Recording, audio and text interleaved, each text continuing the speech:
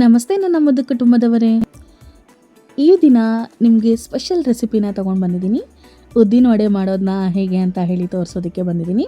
ಹಬ್ಬ, ಪೂಜೆ ಅಥವಾ ಸಂಡೇ ಬ್ರೇಕ್ಫಾಸ್ಟ್ನಲ್ಲಿ ಉದ್ದಿನ ವಡೆ ಇಲ್ಲದೆ ಹೇಗೆ ತಾನೇ ಕಂಪ್ಲೀಟ್ ಆಗುತ್ತೆ ಅಲ್ವಾ? ನನಗೆ ಪರ್ಸ್ನಲ್ ಆಗಿ ಉದ್ದಿನ ವಡೆ ಅಂದರೆ ತುಂಬಾ ಮೆಮೊರೀಸ್ ಇದೆ. ಅಮ್ಮ ಇದನ್ನು ಇಡ್ಲಿ ಜೊತೆಲಿ ತಪ್ಪದೆ ಮಾಡ್ತಾಯಿದ್ರು. ಅದರ ಸ್ಮೆಲ್ಲು ಇವತ್ತಿಗೂ ಸಹಿತ ನೆನಪಿದೆ. ನನಗಂತೂ ತುಂಬಾ ಫೇವ್ರೇಟು ಈ ಉದ್ದಿನ ವಡೆ ರೆಸಿಪಿ. ಬನ್ನಿ ಹೇಗೆ ಮಾಡೋದು ಅಂತ ಹೇಳಿ ನಿಮಗೆ ಸ್ಟೆಪ್ ಬೈ ಸ್ಟೆಪ್ನ ತೋರಿಸ್ತೀನಿ. ಇದನ್ನು ಮಾಡೋದಕ್ಕೆ ನಾನಿಲ್ಲಿ 1 ಕಪ್ ಅಳತೆಯಲ್ಲಿ ಉದ್ದಿನ ಬೇಳೆನ ನಾನಿಲ್ಲಿ ತೊಗೊಂಡಿದ್ದೀನಿ. ಇದನ್ನು ರಾತ್ರಿ ಪೂರ್ತಿ ನೆನೆಸಿದ್ದೀನಿ. ನಿಮಗೆ ಟೈಮ್ ಇಲ್ಲ ಅಂತ ಹೇಳಿದರೆ 4 ರಿಂದ 5 ಅವರು ಸಹಿತ ನೆನೆಸ್ಕೊಳ್ಬಹುದು. ರಾತ್ರಿ ಪೂರ್ತಿ ನೆನೆಸೋದ್ರಿಂದ ಉದ್ದಿನ ವಡೆ ತುಂಬ ಸಾಫ್ಟಾಗಿ ಕ್ರಿಸ್ಪಿಯಾಗಿ ಬರುತ್ತೆ ಅಂತ ಅಷ್ಟೇ. ನಂತರ ನಾನು ಇದನ್ನು ಮಿಕ್ಸಿ ಜಾರ್ಗೆ ಹಾಕ್ಕೊಳ್ತಾ ಇದ್ದೀನಿ. 1 ಮೆಣಸಿನ್ಕಾಯಿ, ಸ್ವಲ್ಪ ಶುಂಠಿನ ಕಟ್ ಮಾಡಿ ಹಾಕ್ಕೊಳ್ತಾ ಇದ್ದೀನಿ. ರುಚಿಗೆ ತಕ್ಕಷ್ಟು ಉಪ್ಪನ್ನು ಹಾಕಿ ಪೂರ್ತಿ ನುಣ್ಣಗೆ ಆಗೋ ರೀತಿ ಇದನ್ನು ರುಬ್ಕೊಳ್ಬೇಕು. ನಾನಿಲ್ಲಿ ನೀರನ್ನು ಸೇರಿಸ್ದೇ ನಾನು ರುಬ್ಕೊಂಡಿದ್ದೀನಿ. ನಿಮಗೆ ಬೇಕು ಅಂತ ಹೇಳಿದ್ರೆ 1 ಸ್ಪೂನ್ ಆಗೋಷ್ಟು ನೀರನ್ನು ನೀವು ಬಳಸ್ಕೊಳ್ಬಹುದು. ಆದರೆ ಜಾಸ್ತಿ ನೀರನ್ನು ಇಲ್ಲಿ ಬಳಸೋದಕ್ಕೆ ಹೋಗಬೇಡಿ. ನೋಡ್ತಾ ಇರ್ಬೋದು ಎಷ್ಟು ನುಣ್ಣಗೆ ಆಗುತ್ತೋ ಅಷ್ಟು ನುಣ್ಣಗೆ ಇದನ್ನು ರುಬ್ಕೊಳ್ಬೇಕು. ಈಗ ಇದನ್ನು ಒಂದು ಮಿಕ್ಸಿಂಗ್ ಬೌಲ್ಗೆ ಹಾಕ್ಕೊಂಡಿದ್ದೀನಿ. ನಾನಿಲ್ಲಿ ಕ್ರಿಸ್ಪಿಯಾಗಿ ಬರಲಿ ಅಂತ ಹೇಳಿ ಅಕ್ಕಿನ 1 ಅವರ್ ಮುಂಚೆನೇ ಇದನ್ನು ನೆನೆಸಿ ಇಟ್ಕೊಂಡಿದ್ದೆ. 1 ಕಪ್ ಆಗೋಷ್ಟು ನಾನು ಉದ್ದಿನ ಬೇಳೆಗೆ 1 ಗ್ಲಾಸಲ್ಲಿ ನಾನು ಅಕ್ಕಿನ ನೆನೆಸಿಟ್ಕೊಂಡಿದ್ದೆ. ಅದನ್ನು ಸಹಿತ ನಾನಿಲ್ಲಿ ನುಣ್ಣಗೆ ಆಗೋ ರೀತಿಯಾಗಿ ರುಬ್ಕೊಂಡಿದ್ದೀನಿ. ಅದನ್ನು ಹಾಕಿ ಎರಡನ್ನೂ ಸಹಿತ ಈಗ ಮಿಕ್ಸ್ ಮಾಡ್ಕೊಳ್ತಾ ಇದ್ದೀನಿ. ಈ ರೀತಿಯಾಗಿ ಅಕ್ಕಿ ಅಥವಾ ಅಕ್ಕಿ ಹಿಟ್ಟನ್ನು ನೀವು ಬಳಸಿ ಮಾಡೋದ್ರಿಂದ ತುಂಬ ಗರಿಗರಿಯಾಗಿ ಉದ್ದಿನ ವಡೆ ಬರುತ್ತೆ ಅಂತ ಅಷ್ಟೇ. ಹೋಟೆಲ್ ಶೈಲಿನಲ್ಲಿ ನಾನಿಲ್ಲಿ ಪರ್ಫೆಕ್ಟಾಗಿ ಮನೆಯಲ್ಲೇ ಸುಲಭವಾಗಿ ನಾವಿಲ್ಲಿ ಕಮ್ಮಿ ಒಂದು ಪದಾರ್ಥಗಳನ್ನ ಬಳಸಿ ಮಾಡ್ಕೊಳ್ಳೋದನ್ನ ತೋರಿಸ್ತಾ ಇದ್ದೀನಿ. ಹಾಗಾಗಿ ನಂತರ ಇದಕ್ಕೆ ಸ್ವಲ್ಪ ಹಚ್ಚಿರುವಂತಹ ಕರಿಬೇವು, ಸ್ವಲ್ಪ ಕೊತ್ತಂಬರಿ, 1 ಸ್ಪೂನ್ ಆಗೋಷ್ಟು ಜೀರಿಗೆ, ಸ್ವಲ್ಪ ಕಾಳು ಮೆಣಸನ್ನು ಹಾಕ್ಕೊಳ್ತಾ ಇದ್ದೀನಿ. ಇದನ್ನು ಹಾಕೋದ್ರಿಂದ ಉದ್ದಿನ ವಡೆ ಇನ್ನಷ್ಟು ಗರಿಗರಿಯಾಗಿ ಮತ್ತು ಕಲರ್ಫುಲ್ಲಾಗಿ ಇರುತ್ತೆ ಅಂತ ಹೇಳಿ ಹಾಕ್ಕೊಳ್ತಾ ಇದ್ದೀನಿ. ಹಾಕಿದ ನಂತರ ಇನ್ನೊಂದು ಸಲ ಎಲ್ಲನೂ ಸಹಿತ ನೀಟಾಗಿ ಇದನ್ನು ಮಿಕ್ಸ್ ಮಾಡ್ಕೊಳ್ಬೇಕು. ನೋಡ್ತಾ ಇರ್ಬೋದು ಈಗ ಇದು ರೆಡಿ ಆಯಿತು ಬ್ಯಾಟರ್ನ ನಾವು ಎಷ್ಟು ನೀಟಾಗಿ ರೆಡಿ ಮಾಡ್ಕೊಳ್ತೀವೋ ಅಷ್ಟು ಚೆನ್ನಾಗಿ ಉದ್ದಿನ ವಡೆ ಬರುತ್ತೆ. ಇದೇ ಮೇಯ್ನ್ ಇಂಪಾರ್ಟೆಂಟ್ ಆಗುತ್ತೆ ಉದ್ದಿನ ವಡೆ ಮಾಡೋದ್ರಲ್ಲಿ.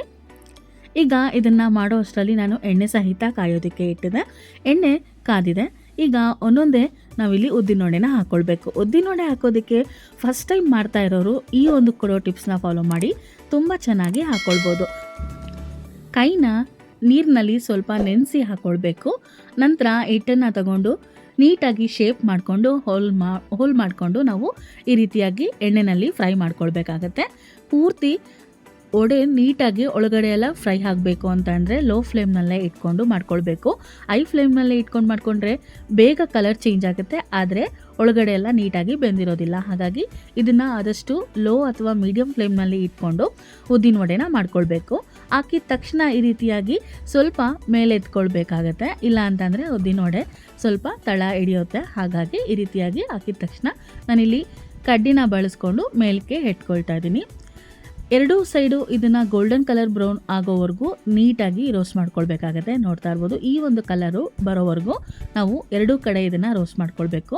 ನೋಡಿ ಈಗ ಸಖತ್ ಕಲರ್ ಬಂದಿದೆ ಅಲ್ವಾ? ನೋಡ್ತಾ ಇರ್ಬೋದು ಎಷ್ಟು ಚೆನ್ನಾಗಿ ಕಲರು ಬಂದಿದೆ.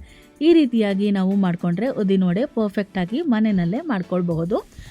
ಇದನ್ನು ನೀವು ಇಡ್ಲಿ ಜೊತೆಲಾದರೂ ತಿನ್ಬಹುದು, ಇಲ್ಲ ನೀವು ಹಾಗೆ ಬ್ರೇಕ್ಫಾಸ್ಟ್ಗೆ, ಸಂಡೇ ಬ್ರೇಕ್ಫಾಸ್ಟ್ ಚಳಿ ಆಗ್ತಾ ಇರೋವಂಥ ಟೈಮ್ನಲ್ಲಂತೂ ಈ ರೀತಿಯಾಗಿ ನೀವು ಉದ್ದಿನ ವಡೆನ ಮಾಡಿಕೊಂಡು ತಿನ್ಬಹುದು.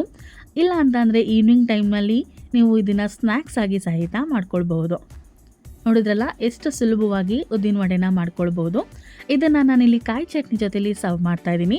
ನಿಮಗೆ ಈ ಒಂದು ಕಾಂಬಿನೇಷನ್ ಇಷ್ಟನಾ ಅಥವಾ ಉದ್ದಿನ ವಡೆನ ಬೇರೆ ಯಾವ ಕಾಂಬಿನೇಷನಲ್ಲಿ ನಿಮಗೆ ತಿನ್ನೋದಕ್ಕೆ ಇಷ್ಟ ಅಂತ ಹೇಳಿ ಕಮೆಂಟ್ ಸೆಕ್ಷನಲ್ಲಿ ನೀವು ತಿಳಿಸೋದನ್ನು ಮರಿಬೇಡಿ.